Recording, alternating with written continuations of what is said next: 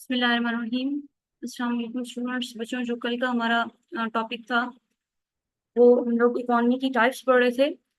तो दो जो चीज़ें थी हमने कवर की थी, traditional economy and command economy हम लोगों ने कवर कर ली थी। उसके बाद आज का जो हमारा टॉपिक है दैट इज मार्केट इकोनॉमी। तो शुरू करते हैं हम लोग यहाँ से मार्केट इकोनॉमी से। देखिए, सबसे पहले देखें कि मार्केट इकोनॉमी होती क्या है। मार्केट इकोनॉमी, देखिए, वापस मार्केट इकोनॉमी जैसा कि नाम से हमें पता चल रहा है कि मार्केट बेस होगी। ये कहने का मकसद ये है कि आपके पास जो ये सारे की सारी जो चीजें कंट्रोल हो रही होंगी, ठीक है, इकोनॉमी के अंदर जो चीजें कंट्रोल होगी वो मार्केट बेसिस पे कंट्रोल होगी। और मार्केट बेसिस पे क्या होगा कि आपके पास जहां पर सप्लाई और डिमांड की बात आएगी वो चीज होगी मार्केट। यानी जहां सप्लाई होती है और उस सप्लाई की जो डिमांड होती है वो चीज मार्केट होती है। तो एक इकोनॉमिक सिस्टम, ऐसा इकोनॉमिक सिस्टम जहां पर जो decisions about production, investment, distribution, वो किस किस पे डिपेंड कर रहे होते हैं, आर ड्राइवन बाय मार्केट। यानी मार्केट से के बेसिस पे, मार्केट को देखते हुए जो आप अपने डिसीजन मेकिंग करते हो, किस चीज के लिए, प्रोडक्शन के लिए, इन्वेस्टमेंट, डिस्ट्रीब्यूशन, प्रोडक्शन किस चीज की, प्रोडक्शन ऑफ गुड्स और सर्विसेज।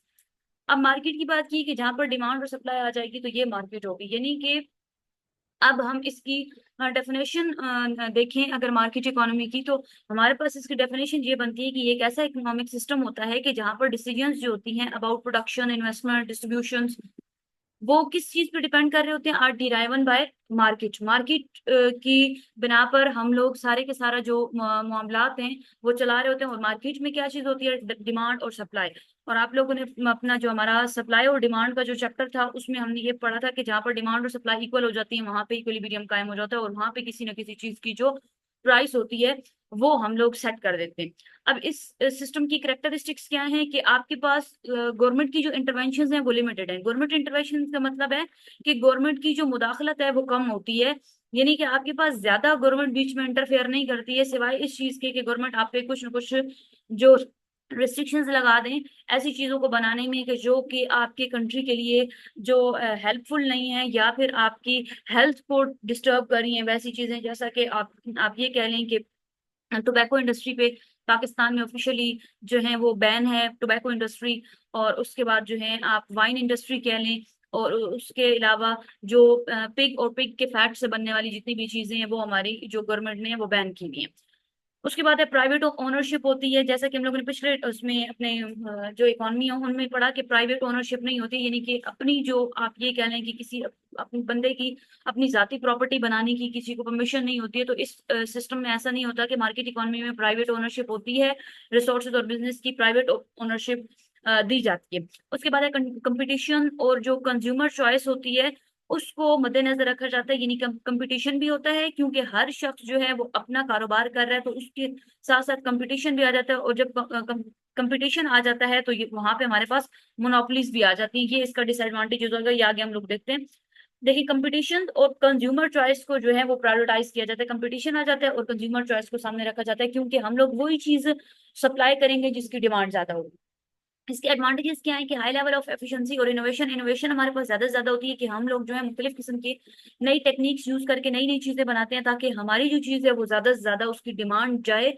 और दूसरी चीज है कि high level of efficiency. Efficiency level जो होता है, एफिशिएंसी लेवल होता है कि किसी भी इंडस्ट्री, किसी भी सेक्टर, किसी भी आप एक पर्सन की भी बात कर सकते हैं, उसके काम करने की जो एबिलिटी होती है उसको हम लोग एफिशिएंसी कहते हैं। तो जो एफिशिएंसी लेवल होता है वो हाई होता है। एफिशिएंसी लेवल हाई किस वजह से होता है कि आपका कंपटीशन चल रहा होता है, इस वजह से आपका एफिशिएंसी लेवल जो इस इकोनॉमी के अंदर एफिशिएंसी लेवल हर सेक्टर का वो ज्यादा होता है ताकि आपकी चीजें कंपटीशन में आए, कंज्यूमर जो है आपकी चीजों को ही जो उनकी डिमांड करें। इसके डिसएडवांटेजेस क्या हैं? इसका सॉरी एक एडवांटेज रह गया।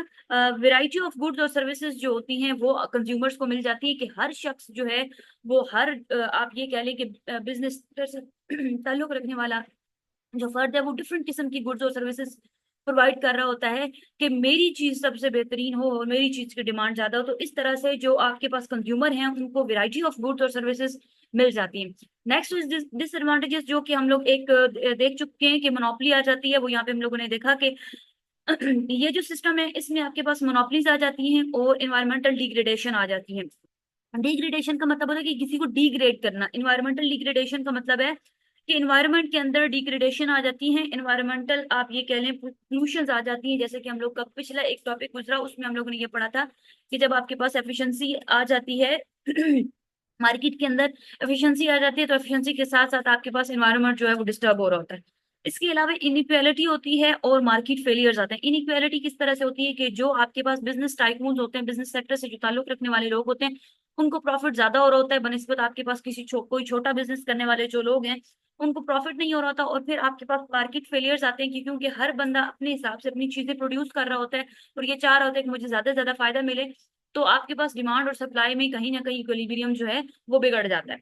इसकी जो एग्जांपल्स हैं, हमारे पास यूनाइटेड स्टेट है, हांगकांग है और सिंगापुर, ये जो आपके पास कंट्रीज हैं ये मार्केट इकोनॉमी पे बेस कर रहे हैं। उसके बाद मिक्स्ड इकोनॉमी है। नाम से पता चल रहा है कि जो पिछले हम लोगों ने पढ़ी हैं इकोनॉमीज, उन सब का मिक्सचर जो होगा वो हमारे पास कहलाएगा मार्केट, सॉरी मिक्स्ड इकोनॉमी। ऐसा इकोनॉमिक सिस्टम के जो के कंबाइन एलिमेंट से बना हो। कौन से कंबाइन एलिमेंट? मार्केट इकोनॉमी और कमांड इकोनॉमी, दोनों चीजें मिक्स हों, उसको हम लोग कहते हैं मिक्स्ड इकोनॉमी।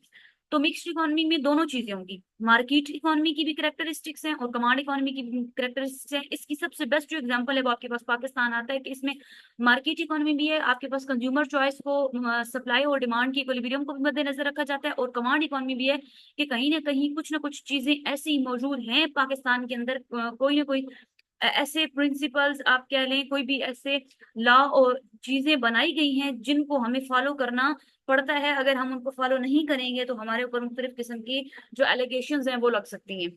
तो हमारे जो पाकिस्तान की इकोनॉमी है दैट इज मिक्स्ड इकोनॉमी। वो हमारे पास प्रॉपर मार्केट इकोनॉमी भी नहीं है, कमांड इकोनॉमी भी नहीं है, हमारे पास ये पाकिस्तान की जो इकोनॉमी है वो मिक्स्ड इकोनॉमी है। इसकी करेक्टरिस्टिक्स क्या होती है कि को existence of private and public ownership. अब इसमें क्या है कि आपने मार्केट इकोनॉमी में पढ़ा कि प्राइवेट ओनरशिप भी होती है, कमांड इकोनॉमी होता है कि सारी ओनरशिप जो होती है वो पब्लिक इसके पास होती है, पब्लिक की होती है।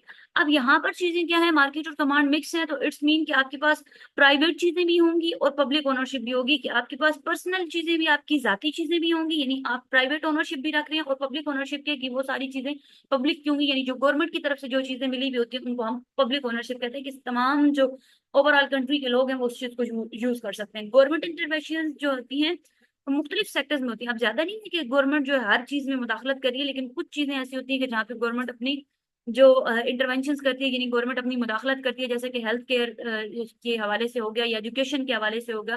जैसा पाकिस्तान के अंदर से देख ली कि हेल्थ केयर की, एजुकेशन और मुख्तलिफ किस्म के डिपार्टमेंट हैं जिनमें कहीं ना कहीं जो गवर्नमेंट है वो इंटरफेयर कर रही होती है। उसके बाद है regulatory frameworks to manage economic activities. जब आपके पास मार्केट और कमांड दोनों इकोनॉमीज मिलके काम कर रही होंगी, तो जब आपके पास कमांड इकोनॉमी में गवर्नमेंट अपना जो बेहतर आप ये कह लें कि अपनी चीज गवर्नमेंट सॉरी आप ये कह लें पब्लिक को देना पसंद करेगी, और जो मार्केट इकोनॉमी में आपने ये पढ़ा था कि एफिशिएंसीज होती हैं, आपके पास कंपटीशन होता है, तो इन दोनों चीजों को जब आप मिक्स करेंगे तो एक बहुत ही बेहतरीन किस्म का आपके पास एक फ्रेमवर्क बनेगा रेगुलेशंस के हवाले से, जो कि इकोनॉमिक एक्टिविटीज को मैनेज कर रहा होगा। इसके एडवांटेजेस क्या हैं कि balance between efficiency and social welfare. एक तो एफिशिएंसी में बैलेंस रहता है कि आप मार्केट इकोनॉमी में आप एफिशिएंसी पे ज्यादा फोकस करते हैं, तो वहां पे आपके पास हर सेक्टर की एफिशिएंसी ज्यादा से ज्यादा होती है। साथ में कमांड इकोनॉमी की भी होने की वजह से आपकी सोशल वेलफेयर भी साथ साथ चल रही होती है, कि जो गवर्नमेंट है उसने सोशल वेलफेयर को देखना है, उसने अपना जाती फायदा नहीं देखना होता है। Next one is flexibility to address market failures. अब मार्केट फेलियर्स के हवाले से हमारे पास फ्लेक्सिबिलिटी मौजूद होती है। अब मार्केट फेलियर के हवाले से फ्लेक्सिबिलिटी किस तरह से मौजूद होती है? फ्लेक्सिबल का मतलब होता है कि आप उसके अंदर फ्लेक्सिबिलिटी मौजूद है, वो अपने आप को चेंज किया जा सकता है, मार्केट फेलियर्स को चेंज किया जा सकता है। मार्केट फेलियर्स के अंदर कुछ ना कुछ जो है इंटरवेंशंस करके, गवर्नमेंट इंटरवेंशंस की वजह से मार्केट फेलियर्स हमारे दूर हो जाते हैं। जैसे कि गवर्नमेंट कभी हमें एड प्रोवाइड कर देती है, कभी हमें टैक्स लगा देती है। तो इन चीजों को देखते हुए आपके पास मार्केट फेलियर कब आते हैं कि जब आपकी डिमांड या सप्लाई में बैलेंस नहीं रहता है, आप ये कह लें इक्विलिब्रियम नहीं रहता है, वहां पे मार्केट फेलियर आते हैं। तो फिर जो गवर्नमेंट है वो इंटरफेयर करके मार्केट फेलियर्स को दूर कर देती है। नेक्स्ट इसके डिसएडवांटेजेस क्या है कि potential for excessive government intervention.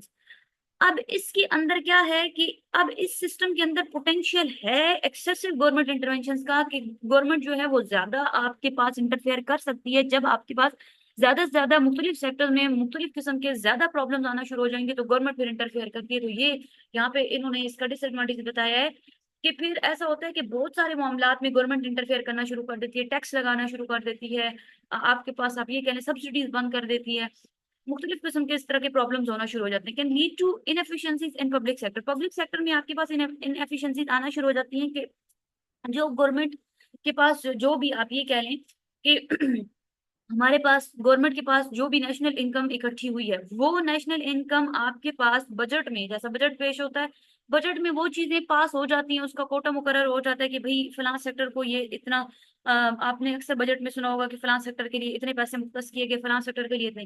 लेकिन क्या होता है कि गवर्नमेंट की तरफ से वो सारी चीजें पास हो जाती हैं, लेकिन आगे जो काम करने वाले अफराद हैं वो उसके अंदर आप ये कह लें कि करप्शन कर जाते हैं, और वो पैसा जो है वो पब्लिक सेक्टर्स पे लगता नहीं है, वो अपना जाती किसी काम के लिए लगा लेते हैं। इसकी जो बेस्ट एग्जांपल्स हैं, मोस्ट मॉडर्न इकोनॉमीज हैं वहां पर ये चीज चल रही है, जैसा कि यूनाइटेड किंगडम है, फ्रांस है और जर्मनी।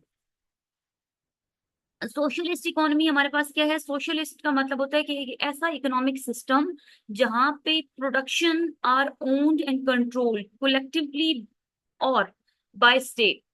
आपके पास जो प्रोडक्शन का सिस्टम है, यानी कि प्रोडक्शन का कंट्रोल है, वो किसके पास होता है? कलेक्टिवली और बाय स्टेट। आपके पास या तो कलेक्टिवली इस चीज को कंट्रोल किया जाता है प्रोडक्शन को, या फिर स्टेट के पास होता है सिस्टम इसको कंट्रोल करने का, प्रोडक्शन को कंट्रोल करने का। यानी कि an economic system where the means of production are owned by, जो मीन्स ऑफ प्रोडक्शन होते हैं, मीन के रिसोर्सेज हैं, प्रोडक्शन के जो रिसोर्सेज हैं, मीन्स ऑफ प्रोडक्शन जो हमारे पास मौजूद हैं, वो कौन ओन कर रहा होता है?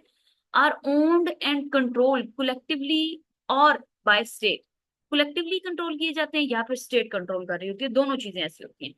इसकी कैरेक्टरिस्टिक्स क्या है? कलेक्टिव और state ownership of resources and industries. Collective या फिर आपके पास स्टेट की ओनरशिप। कलेक्टिव का मतलब क्या है कि जो आपके पास मुख्तलिफ किस्म के चंद लोग होंगे, कलेक्टिवली वो उस चीज को कंट्रोल कर रहे होंगे, या फिर जो स्टेट होगी वो रिसोर्सेज या इंडस्ट्री को कंट्रोल कर रही होती है। Redistribution of wealth to achieve social equality. अब यहाँ पे क्या होता है कि जो वेल्थ होती है उसकी रीडिस्ट्रीब्यूशन होती है, एक मरतबा डिस्ट्रीब्यूट हो गया दोबारा से डिस्ट्रीब्यूट होगा, ताकि आपके पास सोशल इक्वालिटी को मेंटेन रखा जाए। एक मरतबा जो आपके पास ये कह लें कि जो वेल्थ है वो डिस्ट्रीब्यूट हो चुकी है, लेकिन कुछ इनइक्वालिटीज आपको देखने में जब सामने आएंगी, वहां से दोबारा आपके पास क्या होता है कि दोबारा से डिस्ट्रीब्यूशन की जाती है, वेल्थ की डिस्ट्रीब्यूशन स्टार्ट कर दी जाती है, ताकि सोशल इक्वालिटी को मेंटेन किया जा सके। उसके बाद है सेंट्रल प्लानिंग होती है, और लिमिटेड प्राइवेट इंटरप्राइज होते हैं कि आपके पास चंद एक लोगों को ये आप ये कह लें कि आप इजाजत दे देते हैं, ठीक है, किस चीज की? कि अपनी प्राइवेट ओनरशिप आप रखें, और वहां पे क्या होता है, चंद एक लोग होते हैं, वो आप गवर्नमेंट के लोग हो सकते हैं या किसी पोस्ट पर होने वाले, जैसा कि आप ये कह रहे हैं कि मुख्तलिफ किस्म के मिनिस्टर्स जो होते हैं उनको कुछ ना कुछ ओनरशिप दे दी जाती है, कि अपनी ये प्राइवेट आपकी ओनरशिप है, लिमिटेड ओनरशिप। मतलब बात करने का मकसद है कि हर फर्द को ये देखें, आजादी नहीं है कि अपनी जो प्राइवेट जो है वो चीजें बनाते रहें या प्राइवेट इंटरप्राइजेस रखते रहें, वो काम नहीं होता है इस सिस्टम के अंदर। लिमिटेड आपके पास इंटरप्राइजेस होते हैं और सेंट्रल प्लानिंग होती है। इसके बाद एडवांटेजेस क्या है? Reduce inequality. जैसा कि ऊपर बता दिया गया है कि आपके पास जब इनइक्वालिटी सामने आती है तो रीडिस्ट्रीब्यूशन हो जाती है वेल्थ की, इससे आपके पास इनइक्वालिटी रिड्यूस हो जाती है, और focus on social welfare and public services और सोशल वेलफेयर पे फोकस किया जाता है।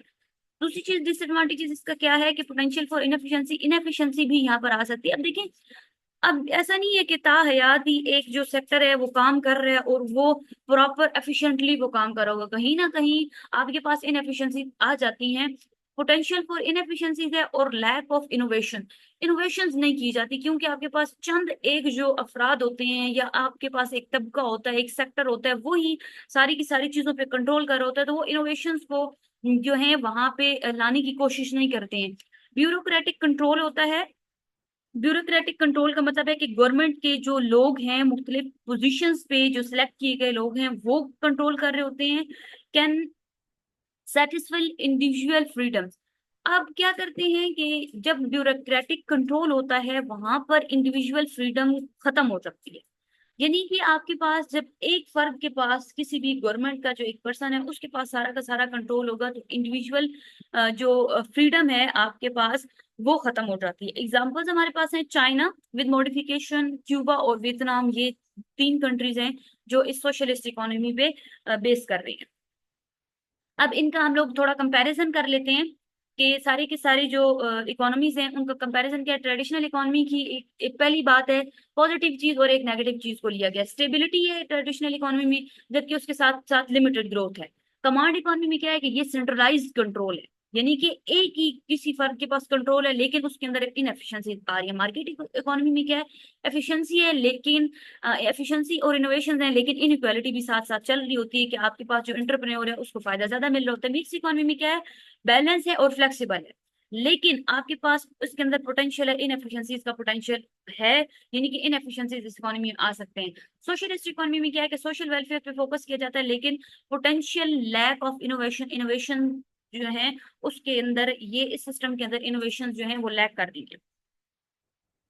अब यहाँ हम लोग थोड़ी सी एग्जांपल्स देख लेते हैं इन आपके पास सिस्टम हमने पढ़े हैं इनकी कुछ चंद एग्जांपल्स ले लेते हैं, कंट्री वाइज एग्जांपल ले लेते हैं। जैसे ट्रेडिशनल इकोनॉमी आपने पढ़ी थी, ट्रेडिशनल इकोनॉमी में मैंने इन जो आपके पास कम्युनिटीज बताई थी, इंडिजिनियस कम्युनिटीज बताई थी। Amazon rain forest, Amazon rain forest में जो कम्युनिटीज रह रहे होते हैं, जिनको आप लोग अक्सर आपने टीवी ड्रामा भी देखा होंगे, जंगली लोग जो होते हैं जो पत्तों से अपना जिस्म ढका हुआ होता है और जंगलों में रह रहे होते हैं, ठीक है, वो इसकी बेस्ट एग्जांपल है ट्रेडिशनल इकोनॉमी की। वो अपनी जो जो भी आपके पास अरसे दराज से उनका जो भी मामला चलते हुए आ रहे हैं, उन्होंने जो आप ये कह लें दुनिया के साथ वो लोग कट ऑफ हैं, वही पुराने तर्ज पे अपने जिस्म को वो ढक रहे होते हैं, पत्तों से, हारों में, जंगलों में रह रहे होते हैं। ये ट्रेडिशनल इकोनॉमी की एग्जांपल है। कमांड इकोनॉमी में स्वेत यूनियन इंडस्ट्रियलाइजेशन एफर्ट्स हैं, जो स्वेत यूनियन की इंडस्ट्रियलाइजेशन की एफर्ट्स हैं वो कमांड इकोनॉमी में आती हैं, यानी कि स्वेत यूनियन इसमें इसकी बेस्ट एग्जांपल है।